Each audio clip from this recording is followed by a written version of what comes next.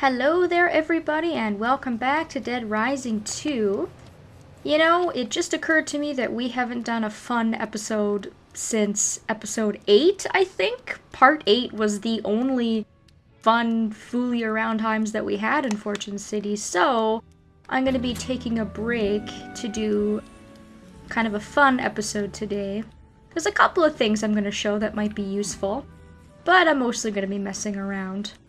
I'm gonna put Chuck in another pretty outfit. He needs some sort of clothing. He doesn't want to be in his underwear. This is one of the other ladies' outfits. The jean shorts and the knotted cut-off shirt. I just don't have any shoes to go with it right now, which is kind of a shame. I can probably go get some glasses too, maybe. There's an optometrist store around here somewhere.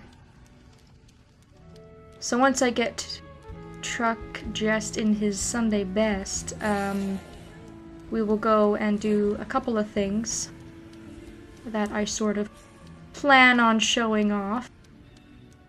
Let's put some Aves on him, since it makes him look a little bit more serious. Yes. Or more goofy. I mean, I guess it depends. The knife gloves are really what complete the look in my opinion. Alrighty. So, now that I have $1.2 million, I'm gonna go and spend it all and show you guys one of the more secretive combo cards that you can get within Fortune City. And by getting this combo card, it's gonna get you closer to the achievement for spending 6 million gold total in Fortune City. And there's also 4 achievements total for combo cards. One is for getting all the combo cards in Fortune City, and this one counts towards that achievement, and there's also one for creating all the combo weapons. So if you're missing one and you can't figure out what it is, we're going to be picking up what is called the Burning Skull, and it's quite the combo weapon. Now, I've truthfully never went and picked this up myself. I don't have it as a part of my collection, but I have seen it used, and it is quite ridiculous. If I get a chance to have an episode where I make some of the combo cards, I'll definitely be sure to show that one off. Okay, so this actually puts me right where I want to be. The Slot Ranch Casino is near the Bingo Hall, and you may or may not have noticed the couple of times we passed over the Bingo Hall, there is a fortune teller that you can pay money to, and every time you pay him money, he'll give you a little tip, nothing too insane, kind of just little foreshadowing types of things here and there, like the felines like the taste of meat, for example. That's alluding to Snowflake at the Yucatan, who we picked up at the very beginning of the game. And you might not think it's a huge deal to get all this guy's fortunes, because it's going to cost you a lot of money, $1.2 million in total to get all of his fortunes and the reward. But by getting all these guys' fortunes, you get PP for every couple of hints he gives you, and you also get the combo card out of it.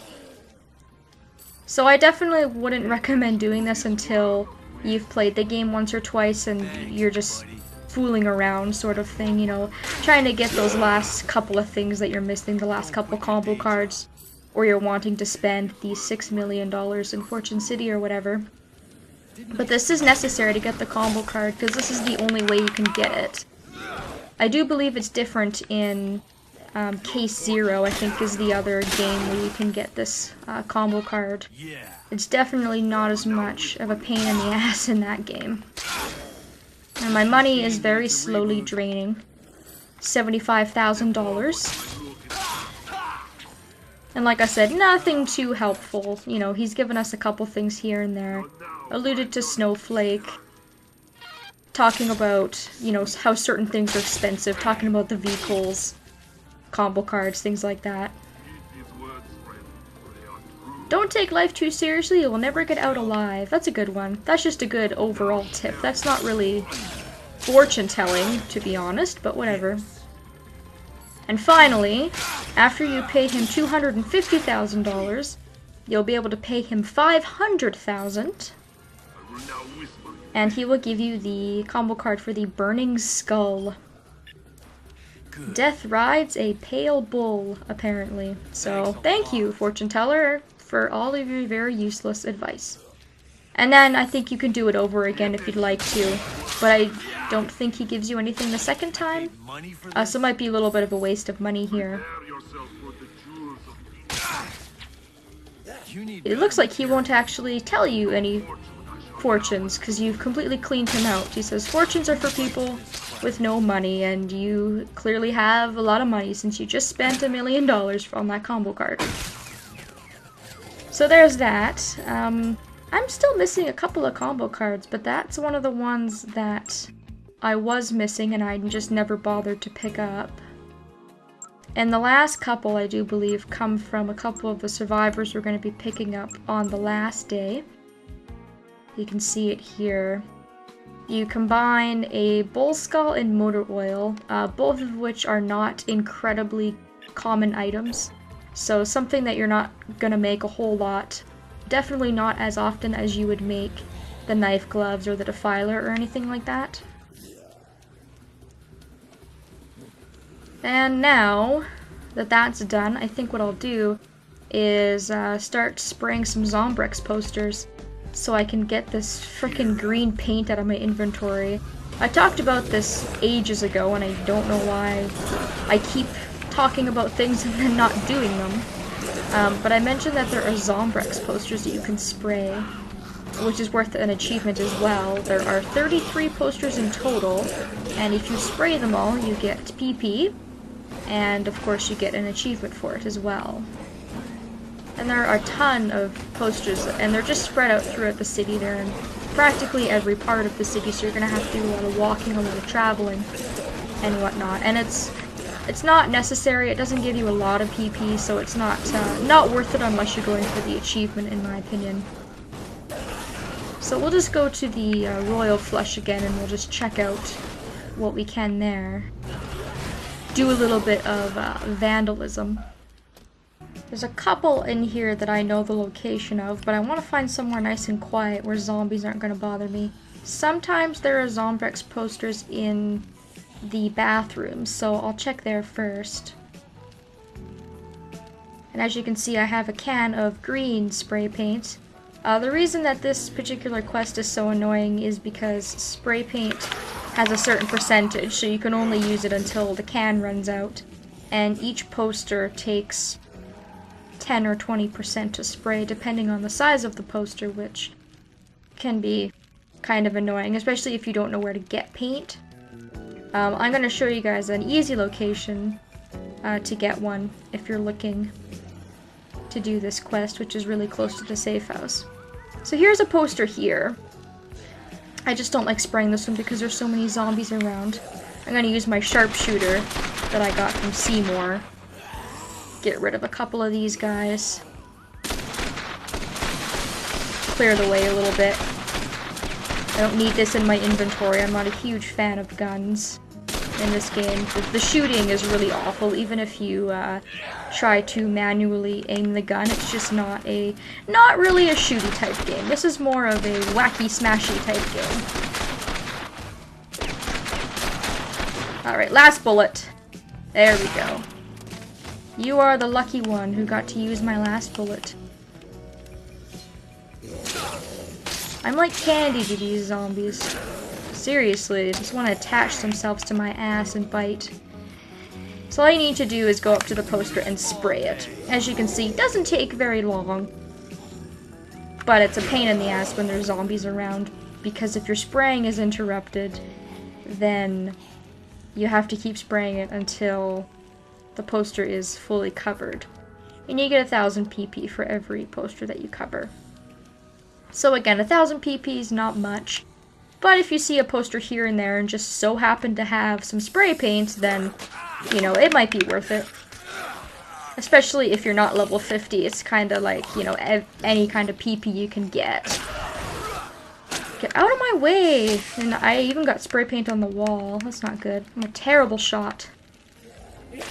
And this is what I'm talking about. If you're trying your hardest to concentrate on spraying something and the zombies just won't piss off, you can see it's taking me a couple of sprays to do this. You can also use spray paint on zombies, but I wouldn't recommend it. It's not the most effective way to kill zombies, to say the least. So now I'm heading over towards the area where you can get some spray paint. And in my mind, this is the most convenient location. There are, of course, a number of different places to get spray paint. But for me, I generally like to remember 1 or 2 locations to get an item, because thinking about all the random places it could be just doesn't work for me personally. I'm not a person to remember where every single item is, because, I mean, Fortune City is a really big place. But if you do happen to see a can of spray paint and you have the inventory space, you can always pick it up and save it for later. I've been carrying around this can of spray paint for God knows how long. I can't wait to drop it and have some space in my inventory. Anyways, the store we're going to is the American Historium. This is a store over here by the Americana Casino. And as you can see here, this place is full of spray paint. They've got USA spray paint, they've got red, they've got green, they've got all the different colors that you could possibly imagine using. And anytime you want to come here and grab some, it's going to be here. And I think that in this particular location, it looks like it's infinite. Sometimes there's like a can of spray paint laying around, you can only pick one, and then you'll have to leave the zone and come back to grab more. What we can do is, if you're just specifically focusing on the Zombrex posters, you can pick up a bunch in your inventory and then go around and spray the posters, and if you happen to run out, you can just come back and grab some more. So that's just my recommendation. That's what I would do. I have the USA spray paint. It doesn't really look very USA. It's kind of all white. It should be white, red, and blue. That's too bad. You can see it's slowly going down. Not a very effective weapon against zombies. And every single color of spray paint can be used as a combo weapon for one that's pretty easy to make, actually. If you have a can of spray paint in your inventory, the other thing you need is a pylon. And pylons are extremely easy to find because they are just outside of the safe house. So what I want to do now, I guess I'll go back to the Royal Flush. Maybe I'll make that combo weapon for you guys. I would have really liked to buy the sports car and drive that around, but for this specific episode I chose to show off that combo card instead, so I don't have enough money to buy it, unfortunately. It costs 500,000. So instead, I guess to end things off, I'll make a few combo weapons so that I don't have to show them off later. I can't promise you guys that I'm going to show off every single combo weapon, because some of them are just a pain in the arse to make, in my opinion. But the ones that are really easy to make, I don't see why I can't show you guys. So I'm going to pick up a pylon, which we're going to use with the spray paint, and I've also picked up a drill, which we are going to combine with a bucket. Not a push broom! Get out of here, broom. I don't want you. I want the bucket. Thank you. Combining these will make a weapon. So first we'll combine the drill and the bucket to make a drill bucket. Now don't ask me where Chuck got 3 drills when we only combined 1. I don't want to know where he's keeping the extra 2. And then we can combine the spray paint and the pylon, and it makes sort of a spray paint air horn kind of thing. And it causes zombies' heads to explode, so it's kind of cool. You can blow it right in zombies' faces. If you target their heads will pop off. So it's not good in crowds. You only really want to use it on one zombie at a time. But kind of fun. It's also kind of neat because you can see that Chuck will put his hand over his ear so that his own head doesn't implode. And it's only good for a few uses. It's kind of one of the more novelty type weapons for fun, but that is a combo weapon if you're interested. And the drill bucket, what you can do with the drill bucket is stick it on top of a zombie's head, and the drill will kill the zombie, obviously. It'll drill its head right off.